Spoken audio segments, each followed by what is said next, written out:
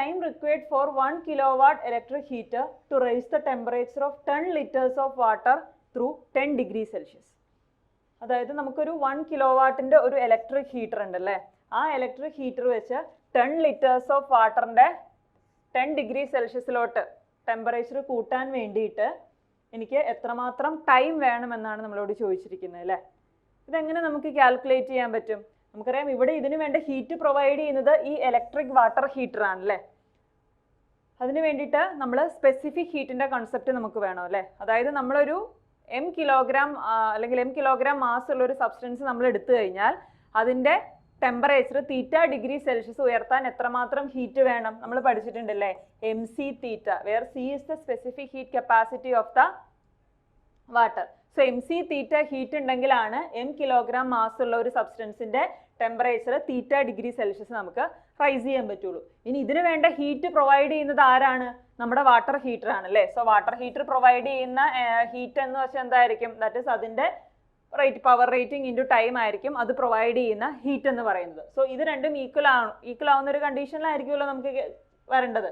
So ഇവിടെ നമുക്കറിയാം M നമുക്ക് തന്നിട്ടുണ്ടോ? 10 ലിറ്റേഴ്സ് ഓഫ് വാട്ടർ എന്ന് നമുക്ക് തന്നിട്ടുണ്ട് അല്ലേ. 10 ലിറ്റർ നമുക്ക് മാസ് കിലോഗ്രാമിലാണ് വേണ്ടത്. സോ ലിറ്ററിനെ നമ്മൾ എന്ത് ചെയ്യണം? നമ്മൾ കിലോഗ്രാമിലോട്ട് നമ്മൾ കൺവേർട്ട് ചെയ്യണം. So 10 litre is equal to 10 kilogram എന്ന് വരും. അതെങ്ങനെയാണ് നമുക്ക് വന്നത്? നമുക്കറിയാം density is equal to mass divided by volume ആണല്ലേ.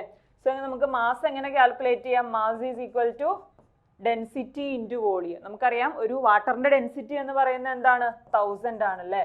സോ 1000 ഇൻറ്റു വോളിയം നമുക്ക് തന്നിരിക്കുന്നത് 10 ലിറ്റേഴ്സ് ആണല്ലേ.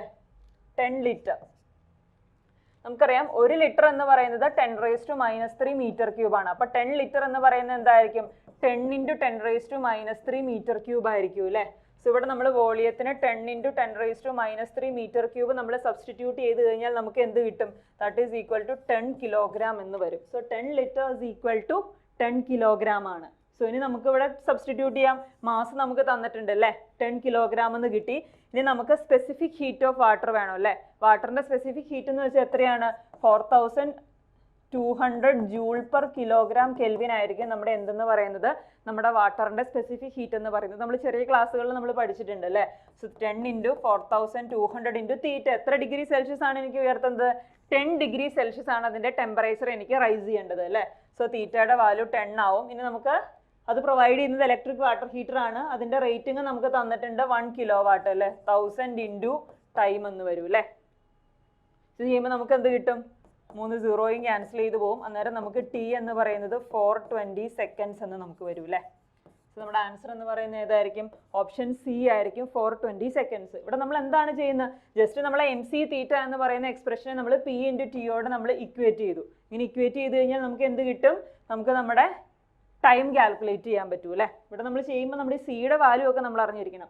വാട്ടറിനാണെങ്കിൽ അതിൻ്റെ സിയുടെ വാല്യൂ എന്ന് വെച്ചാൽ 4200 ജൂൾ പെർ കിലോഗ്രാം കെൽവിൻ ആയിരിക്കണം.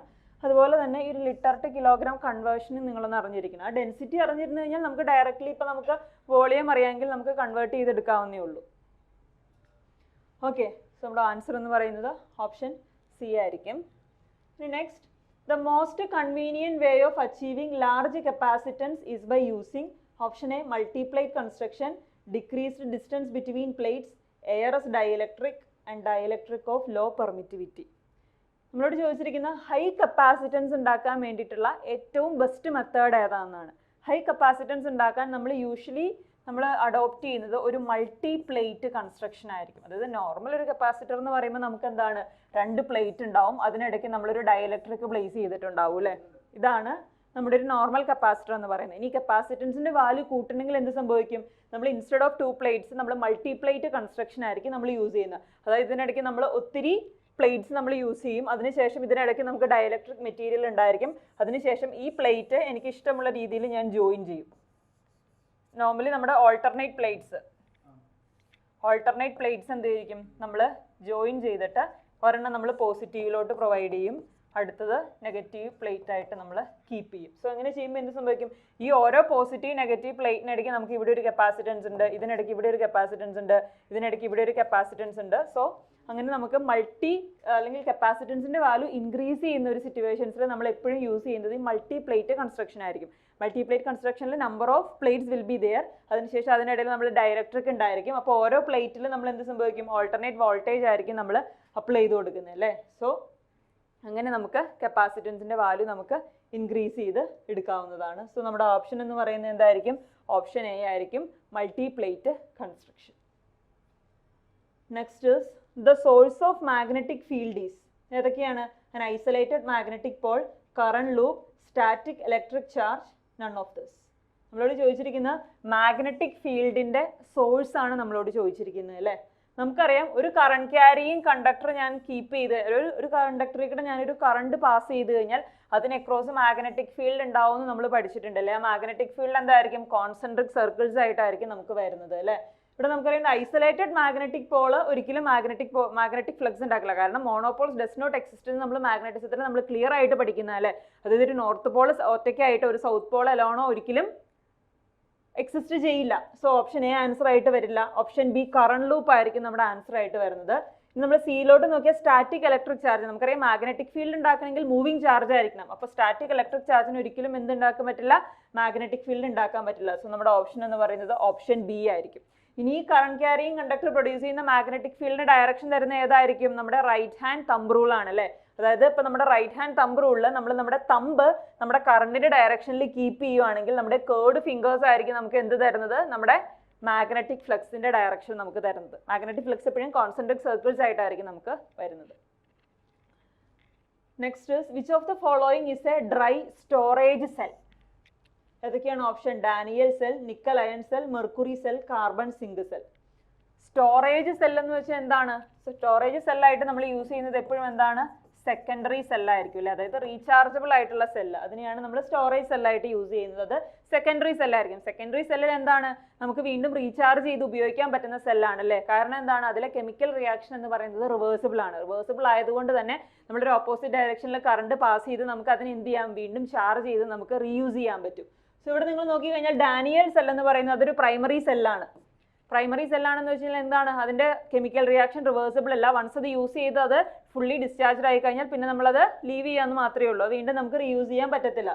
അതുപോലെ തന്നെ മെർക്കുറി സെൽ എന്ന് പറയുന്ന ഒരു പ്രൈമറി സെല്ലാണ്. കാർബൺ സിങ്ക് സെൽ എന്ന് പറയുന്നത് ഡ്രൈ സെൽ, അതും എന്താണ്, ഒരു പ്രൈമറി സെല്ലാണ്. ഇവിടെ നമ്മുടെ സെക്കൻഡറി സെല്ലായിട്ട് വരുന്നത് ഏത് മാത്രമേ ഉള്ളൂ, നിക്കൽ അയൺ സെല്ല് മാത്രമേ ഉള്ളൂ. സോ ഓപ്ഷൻ ബി ആയിരിക്കും നമ്മുടെ ആൻസർ. നിക്കൽ അയൺ സെൽ അല്ലെങ്കിൽ നിക്കൽ കാഡ്മിയം സെൽ അല്ലെങ്കിൽ ഇപ്പോൾ ലെഡ് ആസിഡ് ബാറ്ററി, ഇതൊക്കെയാണ് നമ്മുടെ ഓപ്ഷനിലുണ്ടെങ്കിൽ അതൊക്കെ സെക്കൻഡറി സെൽസ് ആണ്. സോ സെക്കൻഡറി സെൽസ് ആണ് നമ്മൾ മെയിൻ ആയിട്ട് എന്തായിട്ട് യൂസ് ചെയ്യുന്നത്, സ്റ്റോറേജ് സെല്ലായിട്ട് നമ്മൾ യൂസ് ചെയ്യുന്നത്. Okay, next question, Q factor of a coil is XC by R, XL by R, XL by L and XC divided by L. എന്താണ് നമ്മളൊരു കോയിലിന്റെ ക്യൂ ഫാക്ടർ എന്ന് പറയുന്നത്, Q factor is the inductive reactance. XL divided by R നെയാണ് നമ്മൾ ആ കോയിലിന്റെ Q factor എന്ന് പറയുന്നത്. XL-ന്റെ വാല്യൂ എന്തായിരിക്കും, XL is omega into L divided by R, that is 2 pi FL divided by R നെയാണ് നമ്മൾ എന്തെന്ന് പറയുന്നത്, Q factor of a coil എന്ന് നമ്മൾ പറയുന്നത്. സോ നമ്മുടെ കറക്റ്റ് ഓപ്ഷൻ ആയിട്ട് നമുക്ക് XL divided by R option C ആണ് നമുക്കുള്ളത് അല്ലേ. സോ ഓപ്ഷൻ സി ആയിരിക്കും നമ്മുടെ answer. XL divided by R is the Q factor of a coil.